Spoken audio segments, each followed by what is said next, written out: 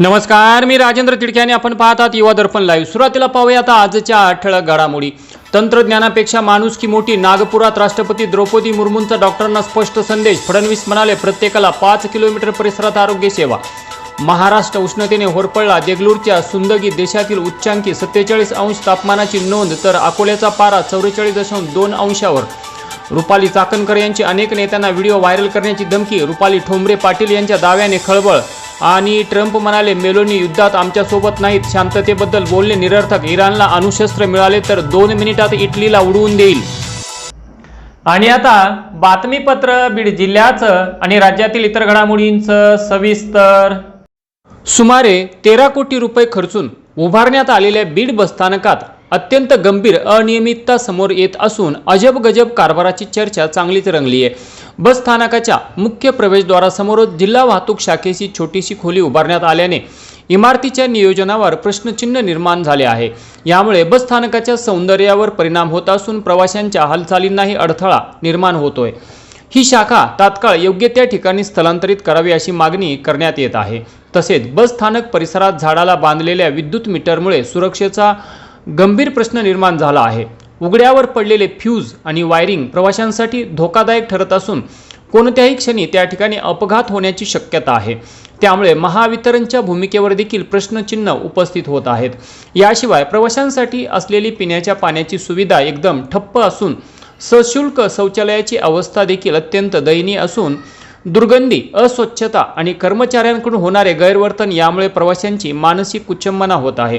एकीकडे सर्व सुविधा सुरळीत असल्याचा दावा विभाग नियंत्रक राज्य परिवहन बीड अनुजा दुसाने यांनी केला असला तरीही प्रत्यक्ष स्थिती मात्र पूर्णतः विपरीत असल्याचे दिसून येते। संबंधित प्रकरणात अधिकाऱ्यांचे दुर्लक्ष असून कंत्राटदारांना पाठीशी घालण्याचा हा प्रकार सुरू असल्याचा आरोपही होत आहे। या सर्व बाबींची तातडीने दखल घेऊन आवश्यक त्या उपाययोजना कराव्यात अशी मागणी सामाजिक कार्यकर्ते डॉक्टर गणेश ढवळे लिंबागणेशकर यांनी एका लेखी निवेदनाद्वारे जिल्हाधिकारी बीड यांच्याकडे केले आहे।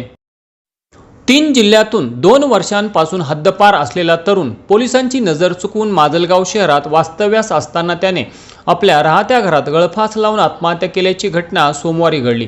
आत्महत्या करण्याचे कारण मात्र अद्यापही समजू शकलेले नाही। बीड, जालना आणि परभणी जिल्ह्यातून 2 वर्षांसाठी हद्दपार करण्यात आलेला अशोक वसंत मंदे वय 19 वर्षे या तरुणाने माजलगाव येथील राहत्या घरी गळफास घेऊन आत्महत्या केल्याची धक्कादायक घटना घडली आहे। गुन्हेगारी पार्श्वभूमी असल्यामुळे पोलीस अधीक्षक यांनी त्याला जिल्ह्याबाहेर राहण्याचे आदेश दिले होते। मात्र या आदेशाचे उल्लंघन करून तो माजलगावमध्येच वास्तव्यास होता। दिनांक 13 एप्रिल 2026 रोजी दुपारी त्याने आपल्या घरातील लोखंडी अँगलला ओढणीने गळफास लावून आपले जीवन संपवले। या आत्महत्येचे नेमके कारण अद्यापही स्पष्ट झालेले नाही। माजलगाव पोलिसांनी या प्रकरणी अकस्मात मृत्यूसह आदेशाचे उल्लंघन केल्याप्रकरणी गुन्हा दाखल केला असून पोलीस कर्मचारी गणेश नांगरे यांच्या तक्रारीवरून पुढील तपास सुरू असून या घटनेमुळे माजलगाव शहरात एकच खळबळ उडाली आहे। दिनांक 30 मार्च 2026 रोजी सत्र न्यायालय बीड येथील न्यायाधीश श्री आनंद एल यावलकर यांनी केस क्रमांक 131/2016 मध्ये दिलेल्या महत्त्वपूर्ण निकालात 5 आरोपींना दोषी ठरवून जन्मठेपेची शिक्षा सुनावण्यात आली आहे। बीड पोलिसांच्या सखोल व शास्त्रशुद्ध तपासाला मोठे यश मिळाले असून सदर प्रकरणात मृत महिला संगीता एकनाथ कुराडे हिचा खून करून पुरावा नष्ट करण्याच्या उद्देशाने आरोपींनी तिला जाळून विहिरीत फेकल्याचे तपासात निष्पन्न झाले।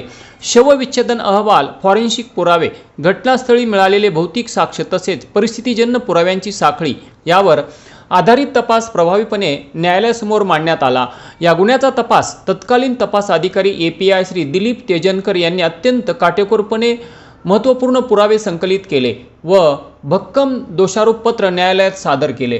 तसेच सरकारी वकील श्री AS तांदळे यांनी प्रभावी युक्तिवाद करून आरोपींचा गुन्हा सिद्ध करण्यात मोलाची भूमिका बजावली। या प्रकरणातील आरोपी एकनाथ चंद्रभान कुऱ्हाडे, चंद्रभान दासू कुऱ्हाडे, फुलाबाई चंद्रभान कुऱ्हाडे, शंकर बंडू कुऱ्हाडे आणि गंगूबाई शंकर कुऱ्हाडे यांना भारतीय दंड संहिता कलम 302, 201, 34 अंतर्गत दोषी ठरवून जन्मठेपेची शिक्षा व दंड सुनावण्यात आला आहे।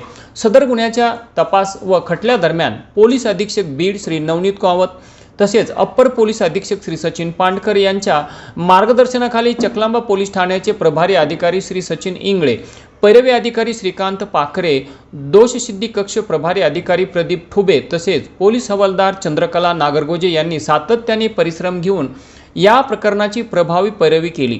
सदर निकाल हा बीड पोलिसांच्या व्यावसायिक, शास्त्रशुद्ध व परिणामकारक तपासाची साक्ष देणारा असून गंभीर गुन्ह्यांविरुद्ध कठोर कारवाई करण्याच्या पोलिसांच्या कटिबद्धतेचे द्योतक आहे।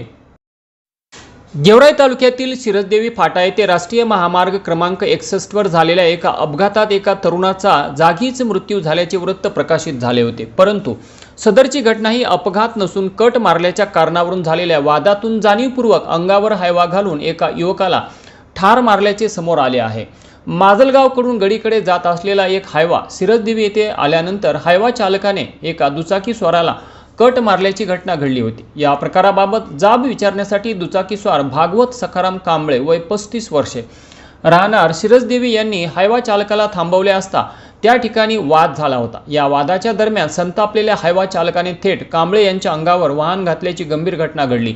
यात कांबळे हे जागीच ठार झाले। या घटनेमुळे परिसरात संतापाचे वातावरण निर्माण झाले असून अशा प्रकारे एका निष्पाप नागरिकाचा बळी जात असताना प्रशासन नेमके काय करत आहे असा सवाल ग्रामस्थांकडून उपस्थित केला जात आहे। तर मृत भागवत कांबळे यांच्या पश्चात पत्नी, लहान मुले आणि वृद्ध आईवडील असा परिवार असून कुटुंबाचा आधारस्तंभ हरपल्याने त्यांच्या कुटुंबावर दुःखाचा डोंगर कोसळला आहे। तर या घटनेची सखोल चौकशी करून संबंधित दोषींवर कठोरात कठोर कारवाई करण्यात यावी अशी मागणी ग्रामस्थांकडून करण्यात येत आहे।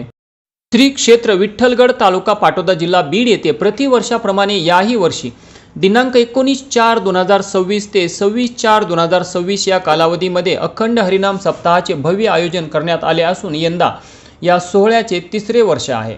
या सप्ताहाच्या निमित्ताने संपूर्ण परिसर भक्तिमय वातावरणाने भारावून जाणार आहे। या सप्ताहात दररोज काकडा आरती, हरिपाठ, श्री ज्ञानेश्वरी पारायण, कीर्तन, भजन आदी धार्मिक कार्यक्रमांची भक्तिमय रेलचेल पाहायला मिळणार आहे।